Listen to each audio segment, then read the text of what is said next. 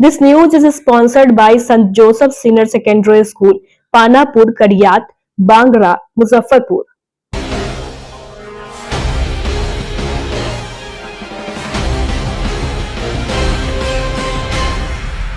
मैं श्रुति और आप देख रहे हैं डन न्यूज। खबरों को आगे बढ़ाने से पहले आइए एक नजर डालते हैं उन खबरों पर जो बनी है आज की सुर्खियां। हथियार कारतूस के साथ शातिर गिरफ्तार। एसटीएफ और मुजफ्फरपुर पुलिस की संयुक्त कार्रवाई। पोस्टमार्टम हाउस के बाहर लहरा रहा था हथियार।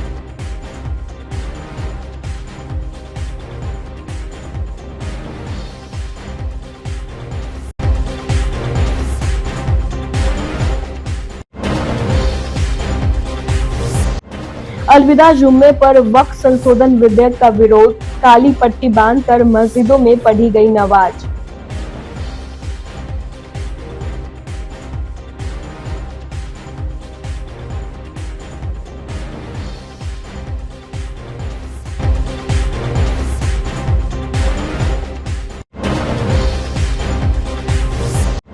और मुजफ्फरपुर में चलती ट्रेन से छात्रों को फेंका, गंभीर हालत में अस्पताल में भर्ती।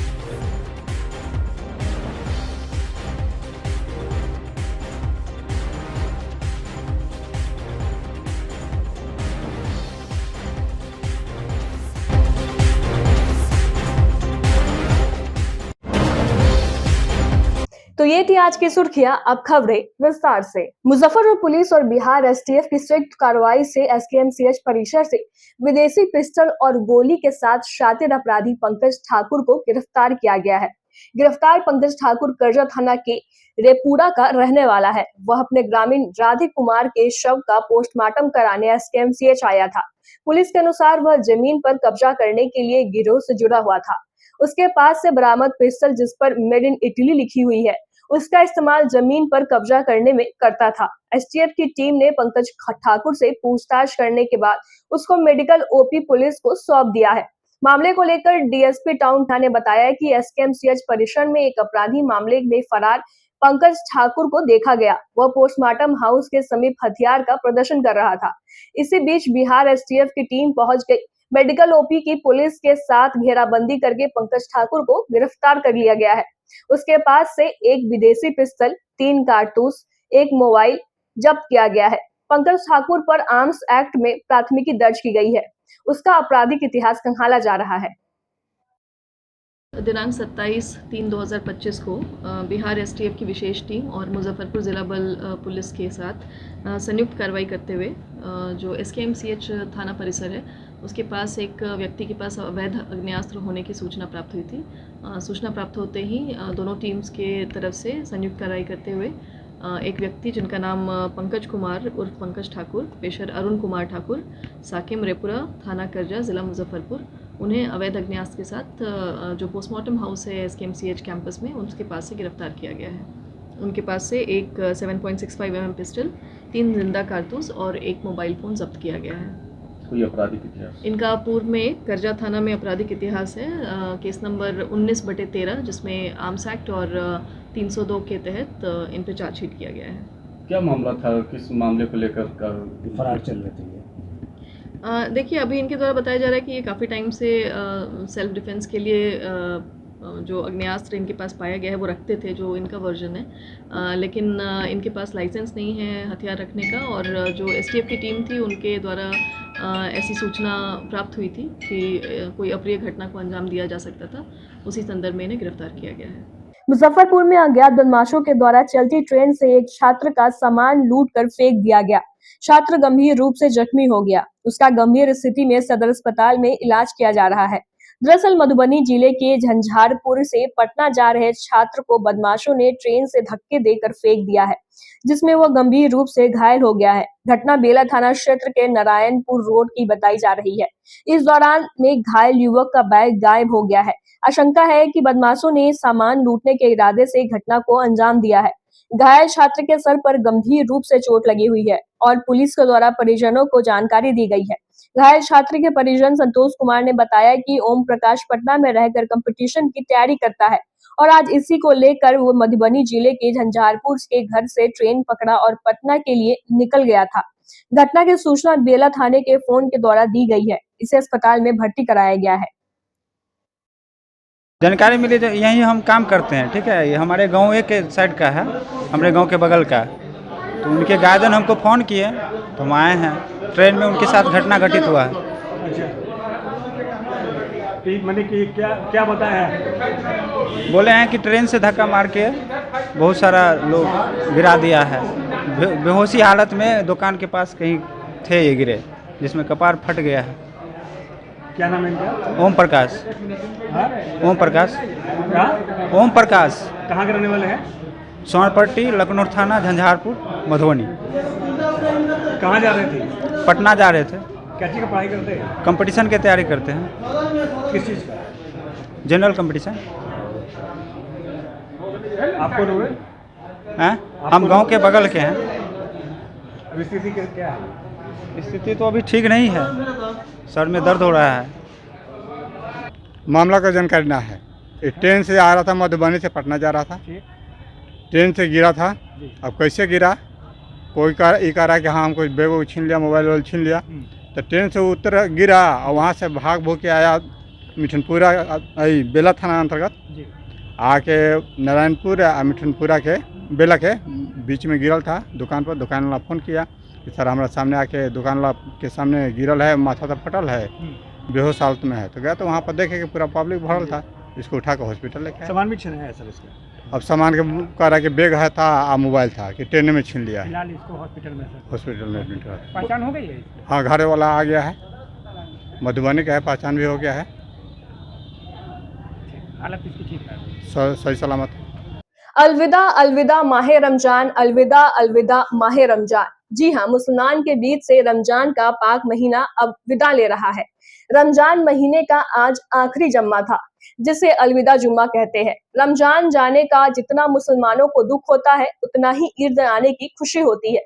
अलविदा जुम्मा के अवसर पर मस्जिदों बाजारों में रौनक देखने को मिली। आज 27 रोजे पूरे हो चुके हैं।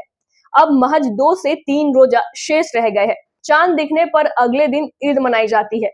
शहर के सभी मस्जिदों में नमाजियों की जबरदस्त भीड़ देखने को मिली। खासकर शहर के कंपनी बाग मस्जिद में नमाजियों की भीड़ देखने को मिली। मस्जिद में ज्यादा भीड़ होने के कारण सड़क पर नमाज पढ़नी पड़ी। वक्फ संशोधन कानून का विरोध करते हुए all India Muslim personal law board के आह्वान पर सभी जगहों पर बाजू पर काली पट्टी पहनकर नमाज पढ़ी गई। नमाजियों ने कहा कि केंद्र सरकार वक्फ कानून में संशोधन करना चाहती है। यह मुसलमानों की पूरी तरह से खिलाफ है, लिहाजा मुसलमान इसका विरोध करता है। यह फैसला मुसलमान के हक में नहीं है। जो भी रमज़ान का जो आखिरी जुमा होता है, जिसे अलविदा कहते हैं, अलविदा का मतलब होता है कि रुखसत हो जाना।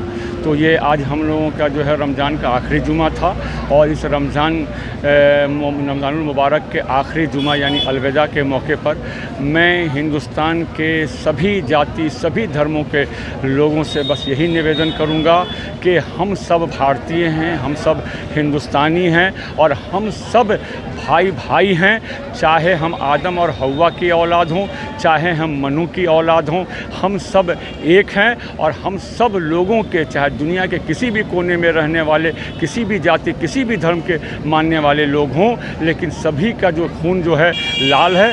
इसीलिए हम सभी लोगों से ये अपील करेंगे कि हम सब लोग मिल कर के आपस में भाईचारगी को कायम रखें। काला बिल्ला लगाया, काला बिल्ला इसलिए लगाए हैं कि जो अभी केंद्र सरकार जो है जो वक्फ बिल लाने जा रही है या जो लोकसभा के अंदर जो है पारित कराएगी, उसके हम लोग विरोध में हैं। चूँकि ये जो वक्फ बिल है ये मुसलमानों की संपत्ति को नाजायज़ तरीके से हड़पने की ये एक साजिश। आज रमज़ान का आखिरी अलविदा है और तमाम लोग आज यहाँ कंपनी बाग मस्जिद में आए नमाज़ पढ़ने और उसके साथ वक्फ बिल के खिलाफ, सरकार के खिलाफ हम लोगों ने काला पट्टा बांध के यह शांति जुलूस निकाला है। सरकार के खिलाफ विरोध प्रदर्शित करें, जल्द से जल्द अपना बिल वापस ले, नहीं तो हम लोग आज यहाँ खड़े हैं, कल के पार्लियामेंट को घेराव करेंगे। आज हम लोगों के रमज़ान के मुबारक महीने का आखिरी जुमा है, अलविदा जुमा। आज हम लोगों ने अलविदा जुमा का नमाज अदा किया है और पूरे दुनिया और पूरे हिंदुस्तान में अमन, चैन, शांति, भाईचारगी के लिए दुआ की हम लोगों ने। काला बिल्ला इसलिए लगाया है कि हमारी भारत सरकार जो नरेंद्र मोदी की सरकार है, उन्होंने जो ये वक्फ बिल लाया है हमारे खिलाफ, हमारे इस्लाम के खिलाफ, हम लोग इसकी वापसी के लिए आज शांतिपूर्ण तरीके से भाईचारगी के साथ काला पट्टी लगाकर अपना विरोध प्रदर्शन जाहिर कर रहे हैं और सरकार से मांग करते हैं कि इस वक्फ बिल को वापस ले।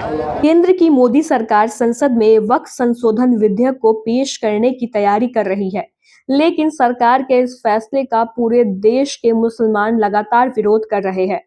सरकार के इस फैसले के विरोध बिहार के मुसलमानों ने अलविदा जुम्मा के नमाज के दौरान हाथों में काली पट्टी बांध करके नमाज अदा किया। इस दौरान मुजफ्फरपुर के सभी मस्जिदों में अलविदा जुम्मा के नमाज के बीच सरकार से बिल वापस लेने की गुजारिश की।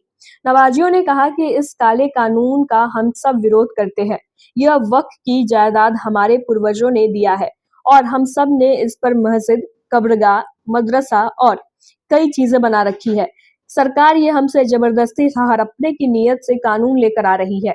कानून के सहारे सरकार हमारे पूर्वजों की दी हुई जायदादों को छीनना चाहती है, जिसे हिंदुस्तान के मुसलमान और आम शहरी बर्दाश्त नहीं करेंगे। क्या है? देखिए, सबसे पहली बात, माह रमजान के पाक मुकद्दस महीना का आखिरी जुमा है और आखिरी जुमा में सभी मुस्लिम समुदाय द्वारा कंपनी बाग मस्जिद में हम लोग ने नमाज अदा करने का कार्य किया और इस देश के लिए अमन चैन शांति के लिए हम लोगों ने दुआ किया। खास करके जब माह रमजान शरीफ आता है तो लोग काफ़ी बेसब्री से उस रमजान का इंतजार करते हैं। जब जाने लगता है तो जो हम लोगों के दिल में तरफ और खटक महसूस होने लगता है कि हमसे रमजान दूर हो रहा है। और एक उसमें जो है हम लोग के साथ एक तरफ और बेचैनी इसलिए बढ़ रही है कि सरकार के द्वारा जो एक बिल लाने का कार्य किया जा रहा है, जिस बिल में जो है मुस्लिम के अगेंस्ट में कार्य करने का कार्य किया जा रहा है। जब हम पूछते हैं, जब सरकार अगर कोई भी अगर कानून बनता है तो सबके लिए बराबरी होता है, कोई वायलेंट होता है, और आप कहते हैं कि हम वक्त में जो है संशोधन करेंगे, उसमें हम जो बिल लाने का कार्य कर रहे हैं उसमें अदर कम्युनिटी को घुसाने का कार्य करेंगे, तो फिर हम मुस्लिम समुदाय हैं, हमें भी तो आप जो है समझिए मंदिर के ट्रस्ट में हमको घुसाने का कार्य कीजिए, सिख समुदाय में घुसाने का कार्य कीजिए, चर्च में घुसाने का कार्य कीजिए, जो भी आपका ट्रस्ट चलता है मुस्लिम के उसमें भागीदारी दीजिए, तब आपको मानेंगे कि हाँ भाई मुस्लिम के आप हमदर्द है। मगर हम लोग को जहाँ तक लगता है ये सरकार मुस्लिम विरोधी है, अक़लियत विरोधी है, इसलिए जब जो है इलेक्शन का वक्त आता है तब तक एक नया हथकंडा दिया जाता है, दे दिया जाता है, जिससे मुस्लिम की परेशानी बढ़ जाती है। विरोध करते हैं जी। ये जो वक्फ बोर्ड की जो संपत्ति है मुसलमान का निजी संपत्ति है, उसकी हलाल कमाई की संपत्ति है, जो अपनी इच्छा से मस्जिद को, मदरसा को, कब्रिस्तान को डाउन किया और उस पर भारत सरकार नजर गड़ाए हुए है, उसको हक मारने के लिए और उस पर राजनीतिक रोटी सेक कर रहे हैं अपना वोट बैंक बनाने के लिए।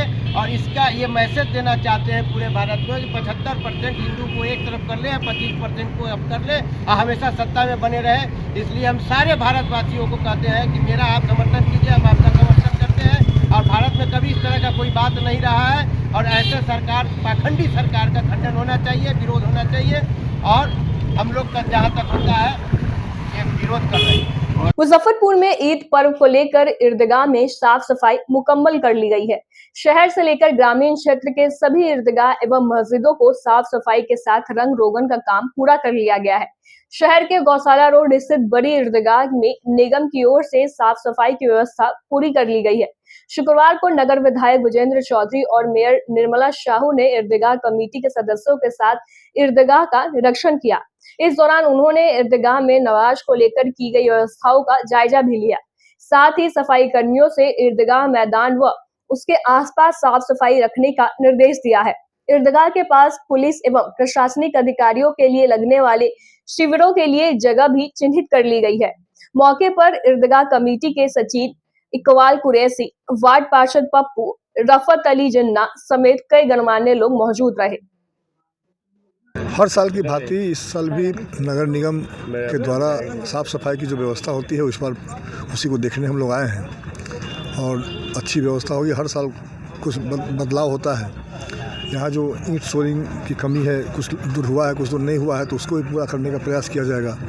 कल बोर्ड की बैठक में हम इस मामले को रखेंगे और वहाँ से इसको जो अधूरा काम है उसको पूरा करने का प्रयास किया जाएगा। और सब व्यवस्था होगी। जो कोई भी जो सरकार कर सकती है, प्रशासन कर सकती है, उसको करवाया जाएगा। आज मतलब ईदगाह का हम लोग निरीक्षण कर रहे हैं। शहर में जितने भी ईदगाह, सबसे बड़ी ईदगाह है, यहाँ पर लोग हमेशा पहले भी हम लोग यहाँ पर ईदगाह से पहले, ईद से पहले हम लोग यहाँ पर साफ़ सफाई के लिए निरीक्षण करते रहे हैं। तो यहाँ पर जो भी लोगों की समस्या, कुछ हमेशा निगम की टीम यहाँ पर लगी रहती है। अभी भी निगम की टीम पूरी इलाके साफ़ सफाई कर रही है। पानी का छिड़काव और फॉगिंग ये सब करवाना है। तो ये लोग के ईद से पहले यहाँ पर सबका छिड़काव जो है 2 दिन मैंने बोल दिया है निगम के टीम को कि 2 दिन यहाँ पर फॉगिंग करवाने के लिए पानी का भी छिड़काव हो जाए। अब जो पानी की आवश्यकता है यहाँ पर टैंकर भी लग जाएगा। फिर कुछ ज़रूरत है इन लोगों को बताते तो उसकी भी पूर्ति की जाएगी।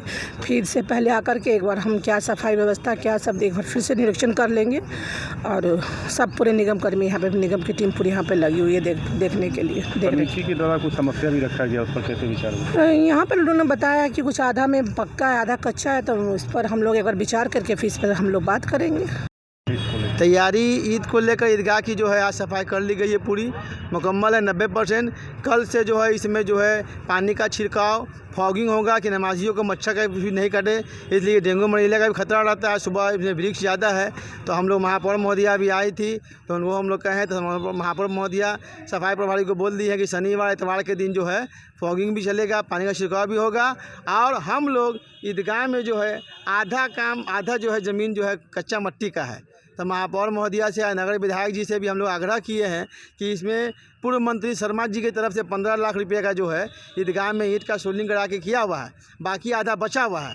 तो दोनों माननीय से हम लोगों ने कहे हैं कि या तो नगर निगम मत से, चाहे विधायक जी अपने मत से ये जो ईदगाह का आधा काम जो बचा हुआ है वो कर दे। क्योंकि बरसात के समय में नमाजी जब ईदगाह में नमाज़ पढ़ने आते हैं तो उनको सजदा करने समय जो है माथा में मट्टी भी लग जाता है, चादर भीग जाता है, नमाज भीग जाता है, बहुत परेशानी का सामना करना पड़ता है। तो निगम की तरफ से सफाई तो पूरा सही ईमानदारी से निगम कर रही है, उसमें कोई डाउट नहीं है। हम लोग खुद लगे हुए हैं, निगम भी लगा हुआ है, लेकिन ये काम भी आपको जो है निगम या विधायक जी के नाम से तरफ से होना है। तो जिस समय मंत्री जी शर्मा जी थे तो उस समय उनके मत से ही काम आधा 15 लाख से हो गया था, बाकी बचा हुआ है। तो हम लोग इस बार माननीय विधायक जी विजय चौधरी जी को भी बोले हैं और महापौर महोदया को भी बोले हैं कि जो है इसमें आधा बचा हुआ जो काम है वो निगम मत से, चाहे विधायक मत से करा देने के लिए। क्योंकि जो है इसमें शहर का ये इकलौता नमाज है, देश विदेश से जो भी मुजफ्फरपुर आते हैं वो सब इसी में नमाज़ पढ़ने का अपना जो है ईद का ख्वाहिश रखते हैं। 8 बजे टाइम मिल गया नमाज़ पढ़ने का।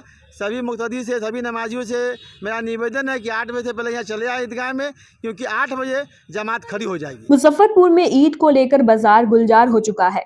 लच्छा सेवई की खरीदारी खूब हो रही है। बात हो ईद की और हाफिजी के हाथ की लच्छा की बात ना हो तो फिर ईद की मिठास फीकी पड़ जाती है। इस बार भी ईद के मौके पर बरमपुरा के हाफिज जी के मशहूर लच्छा सेवई का खूब डिमांड है। इस लच्छे को विशेष कारीगरों के द्वारा हाथों से तैयार किया जाता है।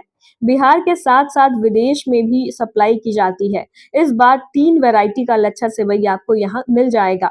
इस लच्छा को लोगों की सुविधा को लेकर होम डिलीवरी की सुविधा भी दी जा रही है। दुकानदार अबुल हसन ने कहा कि ग्राहकों की सुविधा को लेकर कई इंतजाम किए गए हैं। उन्होंने बताया कि नॉर्मल लच्छा 180, माकुती लच्छा 240 एवं घी लच्छा 400 रुपए किलो है। ये मैं पिछले 5 साल से यहाँ से ले रहा हूँ। जब से मतलब यहाँ मैं शिफ्ट हुआ हूँ 5 साल से मैं ले रहा हूँ। काफ़ी बढ़िया सेवई है इनका, काफ़ी अच्छा उम्दा है, क्वालिटी भी सही रहती है और टेस्ट भी रहता है। जी जी, बेहतरीन क्वालिटी का रहता है। नहीं, इनका अपना पूरा मैन्युफैक्चरिंग है, एकदम पूरा बनाया हुआ, हाथ से ही यो बनाते हैं। यहाँ पे मैन्युफैक्चरिंग भी हो रहा है, आप देख भी सकते हैं। सामने बनाइए, सामने जी जी बिल्कुल, सामने बनाइए, सामने यहाँ पे सब कुछ आपका बन रहा है और जा करके घर पे आराम से इसका लुत्फ लीजिए। नहीं, कोई चक्कर नहीं है। 2 साल के ऊपर से ले रहा हूँ। कैसा लगता है? हाँ, बहुत अच्छा है। बहुत अच्छा लगता है जी। नहीं, आपके सामने लीजिए और खाइए। हाँ, ताज़ा बन रहा है। बहुत अच्छा टेस्ट है। किस चीज़ में खाते हैं? दूध में जी। बार भी भेजते हैं? हाँ, ज़्यादा रिश्तेदारी में। कैसा लगता है? बहुत बढ़िया टेस्ट है इनके यहाँ का। हम लोग 10 साल से हम लोग भी तिलक मैदान से ही टेस्ट क्वालिटी हमेशा मेंटेनेंस रखते हैं ये। और चीज़ जो चीज़ आपके सामने में बन रहा है देख लीजिए, कोई छुपा कर नहीं। कितना लिए? अभी लिए लमसम 2 किलो। आगे भी लीजिएगा? अभी फिर शाम में आएंगे तो 5 किलो जाएगा। रिश्तेदारी वगैरह के भी जाता है? हाँ, रिश्तेदारी में भी जाते हैं। टेस्ट कैसा लगता है? बहुत बढ़िया। इसको मैं करीब 40 वर्षों से बनाते आ रहा हूँ। और रही खासियत की बात तो सबसे बड़ी बात है कि जो हमारे हिंदुस्तान में सबसे बेहतरीन डालडा कहलाने जाने वाला जो भी है रिफाइन या डालडा उसको मैं यूज करता हूँ। कोई कंप्रोमाइज़ हमारे क्वालिटी में नहीं करते हैं हम, इसलिए खाने में टेस्ट होता है और लोग इसको पसंद करते हैं। अब रहा सवाल कि लोग जो है सस्ता दाम का भी इसी के इसमें और जगह लोग बनाते हैं, तो वो लोग थोड़ा कम दाम का रिफाइन का यूज करते हैं, कम दाम का डालडा का यूज करते हैं, जिससे उस तरह का क्वालिटी उनका नहीं हो पाता है। लेकिन 10 रुपया सस्ता के लिए लोग बेचने वाले भी लेते हैं, खाने वाले भी लेते हैं, लेकिन हमारे क्वालिटी को लोग ज़्यादा पसंद करते हैं, इसलिए कि हमने इसके अंदर कोई क्वालिटी के अंदर कंप्रोमाइज़ करने का काम मैं नहीं किया। कहाँ तक ये माल जाता है? देखिए, माल जाने के लिए तो हमारा तो ये बिहार, क्योंकि पहले जब मैं बनाया था बहुत, तो उसके कई सालों तक के मैं ही एक पीस था जो मुजफ्फरपुर में, और लगभग हम उम्मीद करते हैं बिहार के हर जिलों में मेरा माल जाया करता था। अब जो है बहुत जगह बिहार के भी बहुत सारे जिलों में इसको लोग बनाने लगे हैं, तो इसमें आते हैं, इसमें सब जगह मेरा सामान लोग कीन कर ले जाते हैं और वहाँ अपना मुनाफा कमा करके इसको जो है बेचते हैं। इससे बहुत घर परिवार चलता है। और मेरे पास भी जो लोग मजदूर किस्म के लोग हैं जो इसको काम जानते हैं, वो बेचारे कमा कर एक महीना उनका जो है घर परिवार ईद का, चूँकि तो हम लोगों का मुसलमान का ईद का त्यौहार है, तो इसमें कारीगर ज़्यादातर मुस्लिम ही होते हैं और हिंदू भी कारीगर हैं, ऐसा कोई बात नहीं। जैसे मेरा मशीन का कारोबार जो हो रहा है, इस बार मशीन भी मैं लाया हूँ, तो मशीन का भी काम हम कर रहे हैं, तो प्योर खजूर डालडा में उसका क्वालिटी अच्छा है और इसको लोग बहुत ज़्यादा पसंद भी कर रहे हैं, क्योंकि ईमानदारी का जो है आप जो धंधा कीजिएगा तो इसको ईमानदारी के रूप में भी लोग पहचान ज़रूर रखते हैं और हमारा चीज़ अच्छा है इसलिए लोग नाम लेते हैं। वक्त हो चला एक छोटे से ब्रेक का। ब्रेक के बाद तुरंत हाजिर होते हैं, तब तक के लिए बने रहिए हमारे साथ और देखते रहिए Dan news. Saint Joseph senior secondary school, Panapur, Kariyat, Bangra, Muzaffarpur, affiliated to CBSE 10+2. Co-education. The school maintains a very efficient team of teachers equipped with physics, chemistry, biology, maths and computer lab. Career-oriented classes through counseling from Standard 6. Skill development through yoga, dance and music. Route-wise vehicle facilities available. Separate hostel facilities for boys and girls. School is always ahead in participating cultural, literacy and other similar activities both at city and state level. Our result in boards, IIT, PMT show our effort. Registration for admission is going on. Registration forms available on Lenin Chalk and John Chhapra also. Break के बाद एक बार फिर से आपका स्वागत है। तो लिए बढ़े चलते हैं आपको अगली खबरों की ओर। मुजफ्फरपुर के अय्यापुर थाना क्षेत्र के बैरिया से पुलिस ने एक लग्जरी कार से 21 कार्टून शराब बरामद की है। अय्यापुर पुलिस को गुप्त सूचना मिली थी कि शराब की तस्करी हो रही है। गुप्त सूचना के आधार पर शराब को पकड़ लिया गया है। मौके से शराब की जब्ती के बाद पुलिस ने कार के चालक और अन्य संदिग्ध की तलाश शुरू कर दी है, लेकिन मौके से सभी आरोपी फरार हो गए। अय्यापुर थानेदार रोहन कुमार ने बताया कि लग्जरी कार में लोड किए गए शराब के कार्टून की जांच की जा रही है और ये भी पता लगाया जा रहा है कि इस अवैध शराब की सप्लाई किस नेटवर्क से हो रही है। पुलिस ने इस मामले में शराब धंधेबाजों की तलाशी तेज कर दी है। सूचना प्राप्त हुई थी जिसमें गश्ती दल द्वारा अय्यापुर में जो बैरिया क्षेत्र है उसमें एक प्राइवेट व्हीकल में करीब 21 कार्टन विदेशी शराब प्राप्त किया गया है और गिरफ्तारी इसमें नहीं हो पाई क्योंकि कोई भी गाड़ी के अंदर मौजूद नहीं था और जो जब्ती हुई है उसको अभी काउंट किया जा रहा है, तो उसमें कुल मात्रा जो है वो हम लोग आपको थोड़ी देर में इससे अपडेट करेंगे। शुक्रवार की सुबह मुजफ्फरपुर के मोतीपुर प्रखंड के जसौली पंचायत के जसौली कोठी वार्ड संख्या 9 में बिजली शॉर्ट से भीषण आग लग गई। मौके पर पहुंची फायर ब्रिगेड की 3 गाड़ियों ने कड़ी मशक्कत के बाद आग पर काबू पाया। तब तक 10 घर जलकर राख हो गए। गाय, बकरी, अनाज, कपड़ा, जेवरात, नकदी रुपए सब जलकर राख हो गए। इस घटना के बाद परिजनों का रो रो कर बुरा हाल है। स्थानीय सामाजिक कार्यकर्ता ने अपने कोष से राहत सामग्री का वितरण अग्नि पीड़ित के बीच में करते हुए दिखे। जानकारी के अनुसार करीब सुबह 4 बजे अचानक घर के छप्पर पर आग की लपटें दिखाई दी। देखते ही देखते आग की लपटें पूरे बस्ती में फैल गई। आग की लपटें इतनी तेज थी कि कोई संभलता उससे पहले ही सभी घरों में आग फैल चुकी थी। हम सोए हुए थे सर, एकदम छप्पर में अपने से आग उठ गया। जब तक उठे तब कुछ नहीं बचा पाए। टाटी फाड़ के हमने जब तक गाय वो सब इधर घेरा गया, 5 दूरी घेरा गया मेरा। उठे हमारा देह पर आग गिरा, हम चिल्ला रहे बच्चा सके लेको भाग बच्चा लग। जानकारी मिला है और तब हम आए हैं यहाँ पर। कितने घर जलने की सूचना है? यहाँ पर लमसम 12 घर जलने का सूचना है। आग जलने का क्या कारण बताया जरा? आग लगने का क्या कारण बताया? लगा है। बिजली से लगा है। देखा जा रहा है कि बांस बल्ले से बिजली यहाँ पर लाया गया है। पोल की कोई यहाँ तक दिखा नहीं, इसके बारे में क्या कहेंगे? हाँ, बीच में कुछ पोल का असुविधा है। जय साहब को लिख के दिए थे हम लोग, लेकिन लगा नहीं पाए। अभी तक अग्नि पीड़ितों के लिए आपके तरफ से कोई राहत कार्य? तुरंत राहत हम उपलब्ध कराएंगे। राशन पानी जो खाने पीने का वस्तु है हम तुरंत उपलब्ध कराएंगे। लेकिन अभी तो इन लोगों को बनाने के लिए भी कोई सुविधा नहीं है। इसके लिए आप सार्वजनिक भंडारे का व्यवस्था किया जाएगा क्या आपकी तरफ से? जी, मैं संतोष कुमार, राजस्व कर्मचारी जसौली। जब यहाँ के जनप्रतिनिधि एवं जनप्रतिनिधि द्वारा जब खबर दिया गया तो लमसम 4 बजे के आसपास आग लगा। तो यहाँ आने के बाद 10 आदमी का घर पूर्ण रूप से जलकर राख हो गया है एवं साथ में एक गाय एवं 10 बकरी पूर्ण रूप से जल गया है। लगभग कितने की संपत्ति जलने की बात बताई जा रही है? अनुमान तो यहाँ लमसम 20 से 25 लाख का जल गया है और खास करके तो 10 से 12 घर पूर्ण रूप से जल गया है। तो संपत्ति समझिए घर में जितना भी सामान है पूर्ण रूप से सब जल चुका है। इन दिनों रमजान के पाक महीने के मौके पर इफ्तार पार्टियों का दौरा जारी है। विभिन्न सामाजिक, धार्मिक और राजनीतिक संगठनों द्वारा रोजेदारों के लिए विशेष इफ्तार दावतों का आयोजन किया जा रहा है। इसी क्रम में शुक्रवार को मुजफ्फरपुर के साहेबगंज अंतर्गत राजेपुर पंचायत के गिद्धदा गांव में सामाजिक कार्यकर्ता इम्तियाज अंसारी के द्वारा आयोजित इफ्तार पार्टी में सैकड़ों लोग शामिल हुए। इस मौके पर विभिन्न समुदाय के लोगों ने एक साथ रोजा खोला और सौहार्द व भाईचारे का संदेश दिया। आयोजक अंसारी ने कहा, रमजान सिर्फ इबादत का महीना ही नहीं बल्कि एकता और प्रेम का भी प्रतीक है।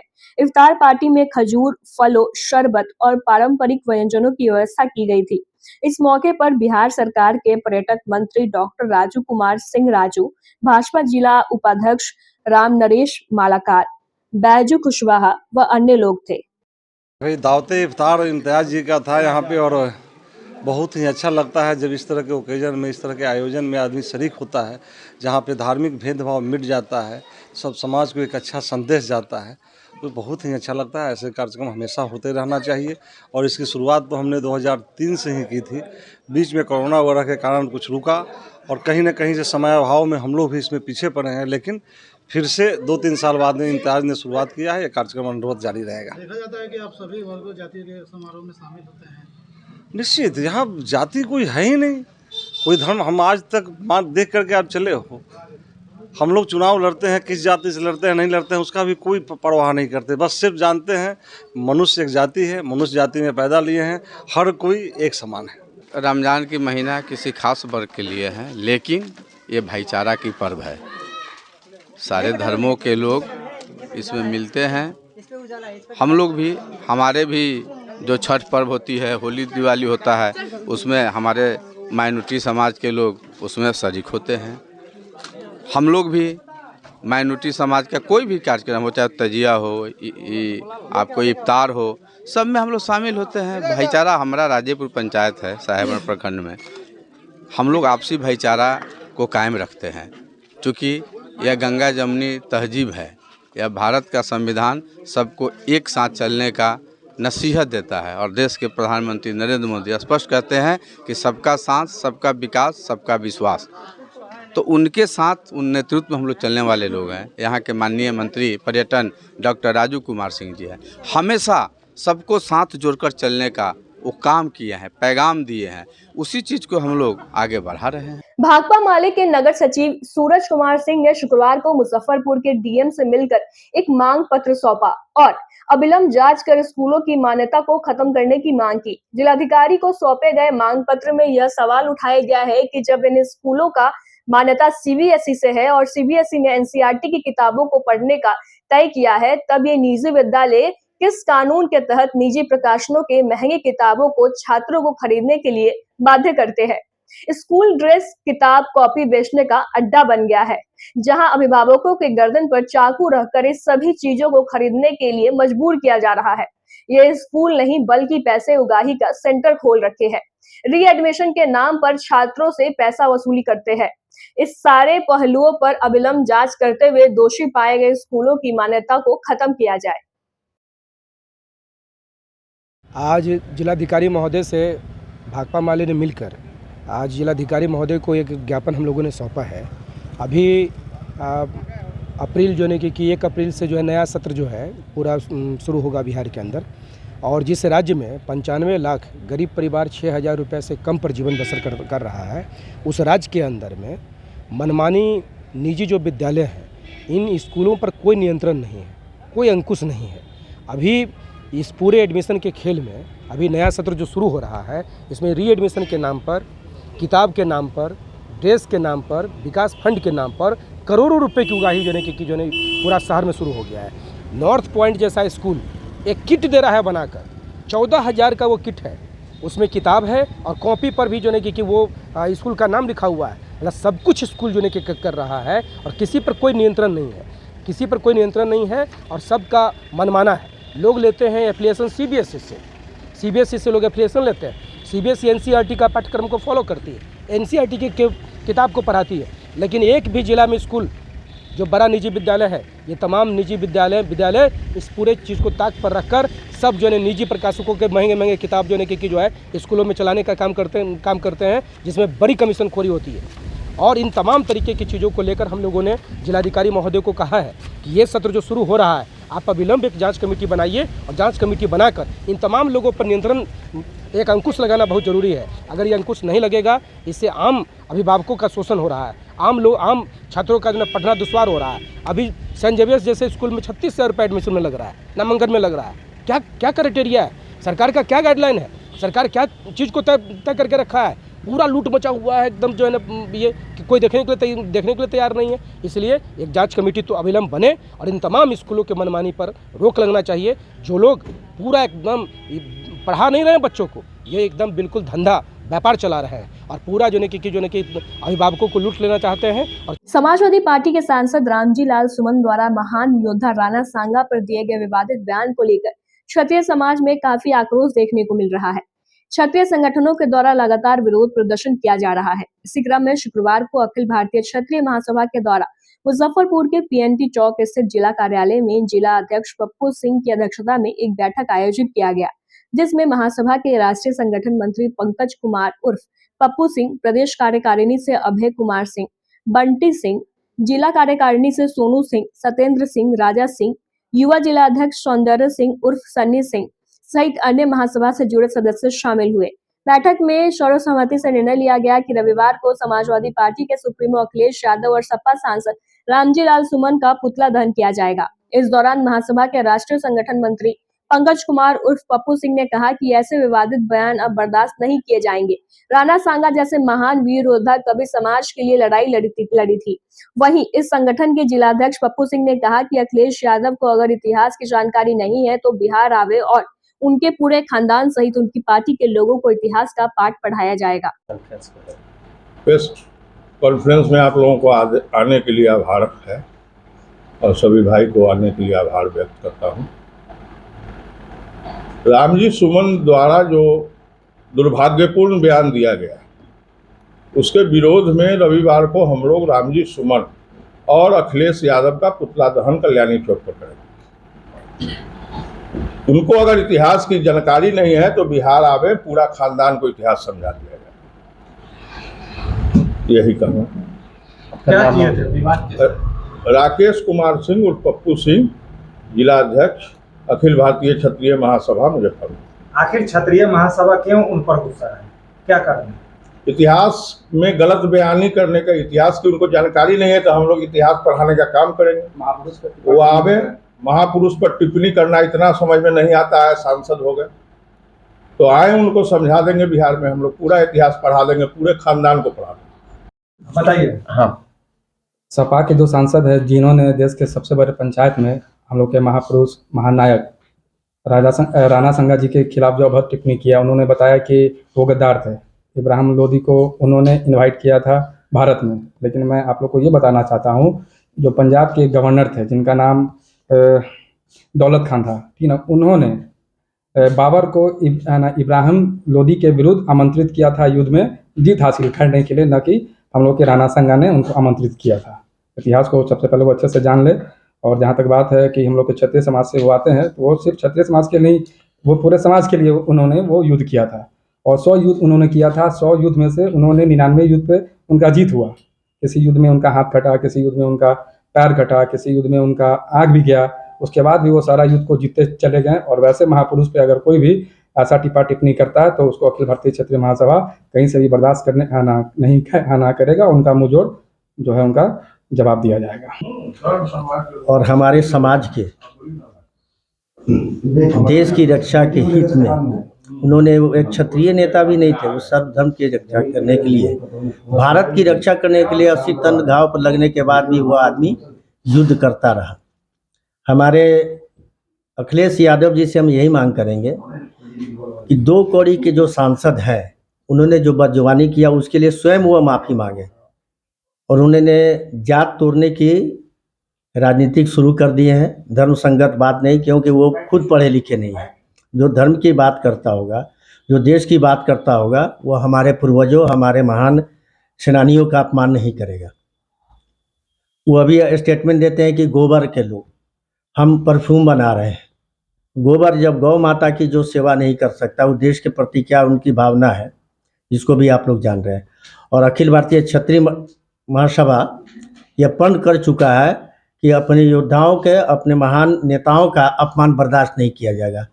अब मुजफ्फरपुर से ही युवा साथी हमारे सौंदर्य सिंह जी, हमारे जिलाध्यक्ष राकेश कुमार पप्पू सिंह जी, प्रदेश के बैठे हुए बंटी सिंह जी, अभय जी, ये सभी लोग टोटल धर्म के लोग, हम सारे समाज से यह आग्रह करेंगे कि वह सभी लोग मिलजुल कर, हमारे स्वतंत्रता सेनानी हो, हमारे महान योद्धा हो, हमारे सनातन धर्म के हो, सारे लोगों का अपमान अब बर्दाश्त नहीं होगा। हम लोग सड़क पर उतरेंगे और पूरी जोर तोड़ ताकत से, जब तक कोई इस्तीफा नहीं दे, अखिलेश यादव माफ़ी नहीं मांगेंगे। हम लोग सड़क पर उतर के अपनी जो शक्ति प्रदर्शन है वो शुरू अब करने जा रहे हैं। संडे को हम लोग इसका रोष प्रदर्शन करेंगे और मुजफ्फरपुर से ये आगाज बिहार में पहला, मुजफ्फरपुर में ये पहला आगाज बिहार का शुरू होने जा रहा है। विश्व रंगमंच दिवस के मौके पर शुक्रवार को मुजफ्फरपुर के आमगोला के शुभानंदी भवन में एक खास आयोजन हुआ। नव संचेतन और हाजीपुर के निर्माण कला मंच ने मिलकर एक संगोष्ठी का आयोजन किया, जिसमें विचार मंथन के साथ साथ कला का भी प्रदर्शन हुआ। मशहूर रंगकर्मी क्षितिज प्रकाश और उनकी टीम ने एकल नाट्य प्रस्तुति देकर सभी का मन मोह लिया। इस दौरान साहित्यकार डॉक्टर संजय पंकज ने अपने विचार रखे। उन्होंने कहा कि आज संसाधनों की कमी के चलते रंगकर्मी अपनी पहचान बनाए रखने में मुश्किलों का सामना कर रहे हैं। इसके लिए जिला प्रशासन और जनप्रतिनिधियों को आगे आना चाहिए। उन्होंने जोर देकर कहा कि शहर के बीचों बीच एक रंगमंच भवन बनाया जाए ताकि रंगकर्मी अपने अभ्यास को जारी रख सके। डॉक्टर पंकज ने यह भी कहा कि किसी शहर की असली पहचान उसकी मानवता और संस्कृति से होती है और इसे संजोने की जिम्मेदारी हम सब की है। रंगमंच दिवस के अवसर पर आज आमगोला स्थित शुभानंदी परिसर में रंगकर्मियों का बड़ा जमावड़ा हुआ है, जिसमें रंगमंच के महत्व और रंगमंच की वर्तमान स्थिति के साथ ही मुजफ्फरपुर के परिप्रेक्ष्य में रंगकर्मियों के लिए प्रशासनिक स्तर पर या सामाजिक स्तर पर भी हम कह सकते हैं, अगर कोई सुविधा न उपलब्ध हो और फिर भी अपेक्षा रहती है कि ये रंगकर्मी अपनी नाट्य प्रस्तुतियाँ देते रहें, तो ऐसे में हमारी नैतिकता पर भी वह प्रशासन की नैतिकता है, सरकार की नैतिकता है, एक प्रश्न चिन्ह खड़ा हो जाता है। मुजफ्फरपुर को एक प्रेक्षागृह की नितांत अनिवार्यता है और इसके लिए सरकार से लेकर स्थानीय जो भी नेता हैं, जो भी जनप्रतिनिधि हैं और प्रशासन के लोग हैं, उन्हें इसके प्रति सचेत होना चाहिए। हम जिस आम्रपाली ऑडिटोरियम की बात कर रहे थे, आज उसकी स्थिति बहुत जर्जर है और वह सर्वसुलभ भी नहीं है। ऐसे में प्रतिभाशाली कलाकारों के रिहर्सल से लेकर उनकी प्रतिभा के प्रदर्शन तक के लिए एक प्रेक्षागृह की अनिवार्यता है। और सुना है कि प्रशासन के स्तर पर कांटी की ओर किसी ज़मीन को उपलब्ध कराकर प्रेक्षागृह बनाने की बात हो रही है, तो यह अव्यवहारिक बात है। व्यावहारिकता यह है कि मुजफ्फरपुर के सेंटर में, बीच में कहीं न कहीं से इस प्रेक्षागृह का निर्माण होना चाहिए। आज की खबरों में बस इतना ही। कल फिर मिलेंगे कुछ नई खबरों के साथ। तब तक के लिए हमें दीजिए इजाजत। नमस्कार। Saint Joseph senior secondary school, Panapur, Kariyat, Bangra, Muzaffarpur, affiliated to CBSE 10+2. Co-education. The school maintains a very efficient team of teachers equipped with physics, chemistry, biology, maths and computer lab. Career-oriented classes through counseling from Standard 6. Skill development through yoga, dance and music. Route-wise vehicle facilities available. Separate hostel facilities for boys and girls. School is always ahead in participating cultural, literacy and other similar activities both at city and state level. Our result in boards, IIT, PMT show our effort. Registration for admission is going on. Registration forms available on Lenin Chowk and Jan Chhapra also.